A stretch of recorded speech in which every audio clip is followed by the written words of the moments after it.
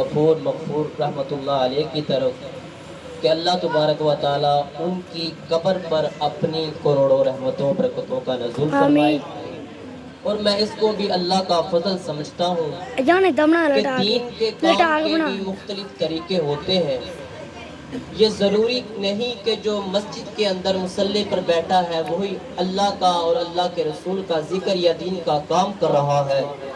میں یہ سمجھتا ہوں کہ جس بندے نے 1000 کے قریب اللہ کی راہ میں یہ جو جانور ذبح کیے گئے وہ اپنے ہاتھ سے یہ اتنا بابرکت کام کیا، یہ لازماً کسی کی نگاہ کرم کا فیض ہے۔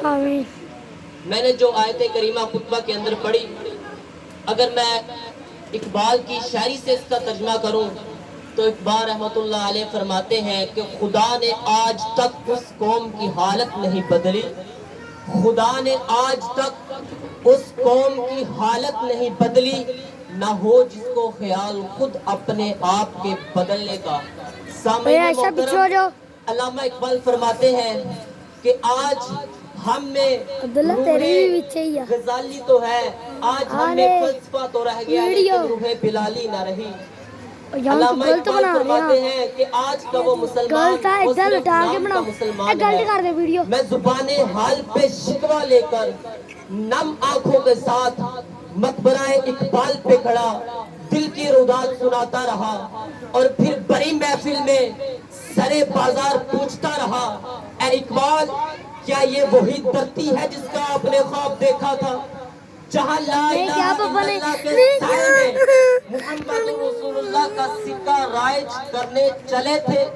تیرا وہ مرد مومن جو آئینے جوان مرتی کو بسے پشت ڈال کر خودی کے فلسفے کو بازار حسن میں سستے داموں بیچ کر مکاری پہ اترا چکا ہے، اذانیں آج بھی دیتا ہے مگر روح بلالی کھو چکا ہے۔ سامعین محترم، اگر پرہجوم لوگوں میں ہم مسلمان ڈھونڈنے کی کوشش بھی کریں تو ہمیں کچھ دکھائی نہیں دیتا۔ آج ہم میں روح غزالی نہیں، عشق بلالی نہیں، سوز و ساز رومی نہیں، ارے وہ ہم میں سے تھے جو حق کے سامنے، جو فرعون کے سامنے کلمہ حق کہنے والے تھے، جو نمرود کے سامنے ڈٹنے والے تھے۔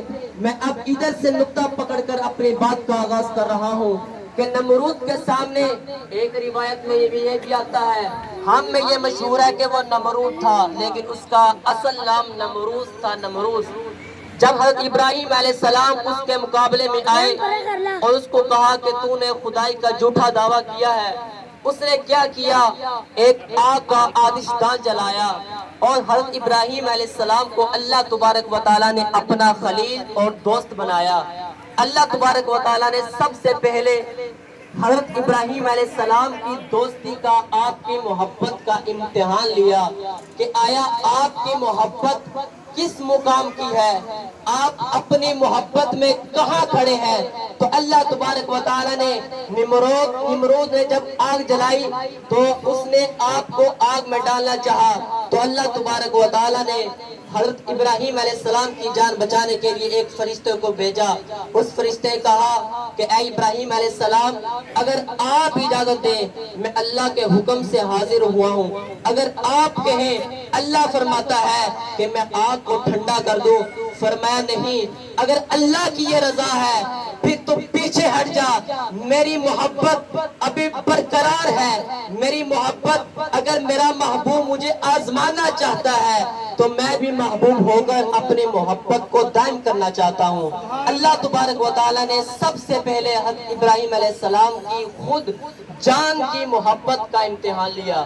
جب آپ اپنی محبت میں کامیاب ہو گئے، آپ کو جیت حاصل ہو گئی، پھر اس کے بعد اللہ تبارک و تعالیٰ نے آپ کی بیوی حضرت حاجرہ علیہ السلام اور آپ کا جو ننھا منھا بچہ تھا جن کی ایڑیوں سے آب زمزم کا کنواں پھوٹ اٹھا، اسماعیل علیہ السلام، اللہ نے حکم دیا کہ ان کو ایک بے آہو آبادی میں چھوڑائے، جو بعد میں مکہ بھی مری، مکہ بن گیا۔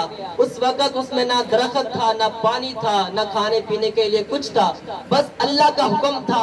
اللہ اپنے محبوب کو آزمانا چاہتا تھا کہ آیا میری محبت کے سامنے حضرت ابراہیم علیہ السلام کی بیوی زوجہ حضرت ہاجرہ اور آپ کے پیارے بیٹے حضرت اسماعیل علیہ السلام کی محبت ہے، یا پھر حضرت ابراہیم علیہ السلام میرے ساتھ محبت کرتے ہیں؟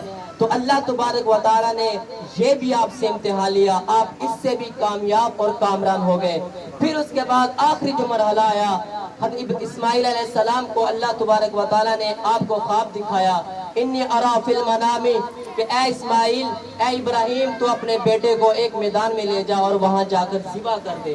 تو حضرت ابراہیم علیہ السلام نے صبح اٹھ کر اپنے بیٹے اسماعیل علیہ السلام کو خواب بیان کیا، کہا اللہ کا یہ حکم ہے، یہ آرڈر ہے، بتا بیٹے تیری کیا رضا ہے، فانظر ماذا ترى، تیری کیا رائے ہے؟ تو بیٹے نے کیا خوب جواب دیا، یا ابت افعل ما تؤمر ستجدنی انشاءاللہ من الصابرین۔ اے میرے پیارے ابا جان، جو آپ نے خواب دیکھا ہے اس کو پورا کر ڈالے، بے شک آپ مجھ کو صبر کرنے والوں میں بے شک آپ مجھے صبر کرنے والوں میں پائیں گے۔ پھر کیا ہوا، صبح کا وقت تھا، آپ خنجر لے کر اسماعیل علیہ السلام کو میدان میں لے گئے۔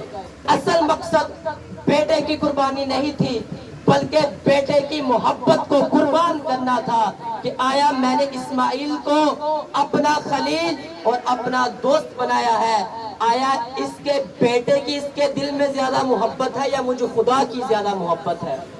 آئیے میں پھر قرآن کی یہ ایک آیت پڑھتا ہوں کہ اللہ تبارک و تعالیٰ نے ارشاد فرمایا، لن ینال اللہ لحومها ولا دماؤها ولکن ینالہ التقوی منکم، کہ اے لوگوں میرے پاس تمہارا گوشت ہرگز نہیں پہنچتا۔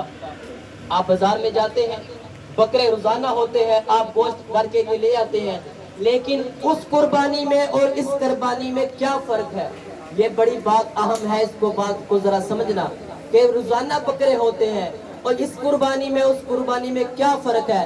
اللہ نے یہ بھی فرما دیا، لن ینال اللہ لحومها، کہ ہرگز نہیں تمہارا گوشت میرے پاس، اللہ کو اس کی حاجت نہیں ہے، کیونکہ گوشت جو ہوتا ہے تقسیم کر دیتے ہیں لوگوں میں، اپنے گھر والوں میں۔ نعرہ تکبیر، نعرہ رسالت۔